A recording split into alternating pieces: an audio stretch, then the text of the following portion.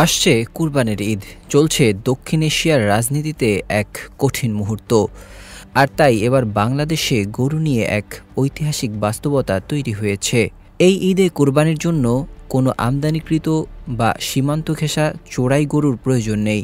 সরকারের প্রাণী সম্পদ অধিদপ্তরের হিসাব অনুযায়ী এবছর কোরবানির পশুর চাহিদা দাঁড়াবে ১,২৫,০০,০০০-এ। এই গবাদি পশু সরবরাহ করা হবে শতভাগ দেশীয় উৎস থেকে, অর্থাৎ আমদানি শূন্য এবং সীমান্ত ঘেঁষা নির্ভরতা শূন্য। এ কারণে ভারতীয় অর্থনীতি, বিশেষ করে পশুভিত্তিক কৃষিখাত আজ রয়েছে চরম সংকটে। চুয়াডাঙ্গা, রাজশাহী, সিরাজগঞ্জ, কুষ্টিয়া থেকে শুরু করে দেশের অন্তত ৩০টি জেলায় তৈরি হয়েছে খামারভিত্তিক গরু উৎপাদন কেন্দ্র। লাখো কৃষক এখন নিজেদের খামারে গরু বিক্রি করছেন অনলাইন হাটে, পাচ্ছেন স্বাস্থ্য সার্টিফিকেট ও ডিজিটাল মূল্য যাচাইয়ের সুবিধা। এক কথায় ভারতের গরুর জন্য আর জায়গা নেই বাংলাদেশে। শেকড় থেকে শিখরে।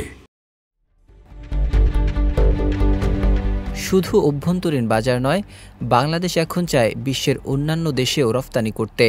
সৌদি আরব, মালয়েশিয়া, ওমান, এমনকি আফ্রিকার কিছু দেশ বাংলাদেশি গরু আমদানিতে আগ্রহ দেখাচ্ছে। চট্টগ্রাম বন্দরে ইতিমধ্যে স্বাক্ষরিত হয়েছে গরু রপ্তানি দুটি আন্তর্জাতিক চুক্তি। ২০২৬ সালের মধ্যে দক্ষিণ এশিয়ার শীর্ষ গরু রপ্তানিকারক হওয়ার লক্ষ্য রয়েছে বাংলাদেশের। এদিকে ভারতীয় রাজ্যগুলোতে দেখা দিয়েছে অর্থনৈতিক বিপর্যয়। পশ্চিমবঙ্গ, বিহার, ঝাড়খণ্ড ও আসামে ৩০ লাখেরও বেশি গরু অবিক্রিত পড়ে আছে। ২০১৪ সালে কাউ প্রোটেকশন নীতির আওতায় গরু হত্যা নিষিদ্ধ করে মোদি সরকার। আর ২০২৫ সালে এসে বাংলাদেশ পুরোপুরি আমদানি বন্ধ করে দিলে সেই গরুগুলো হয়ে উঠেছে এক একটা বোঝা।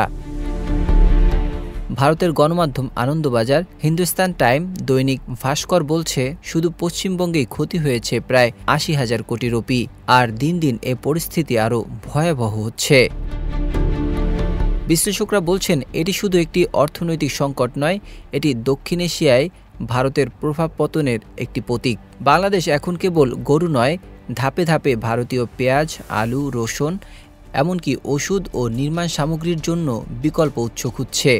ভারতের জন্য এটি কূটনৈতিক ও বাণিজ্যিকভাবে এক বিশাল ধাক্কা।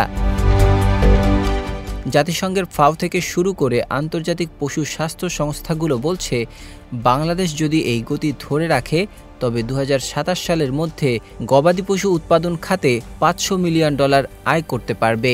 ইতিমধ্যে চীন, মালয়েশিয়া, ওমানের সঙ্গে হালাল মাংস প্রক্রিয়াজাতকরণ চুক্তির কথাবার্তাও চলছে। বাংলাদেশ দেখিয়ে দিয়েছে, শুধু এক খামার নয়, গোটা একটি অর্থনীতি দাঁড় করানো সম্ভব পরিকল্পিত উৎপাদন আর ডিজিটাল ব্যবস্থাপনায়। আর এ কারণেই এখন ভারতের সামনে দুটি পথ খোলা: সমঝোতা, না হয় পরাজয় মেনে নেয়া।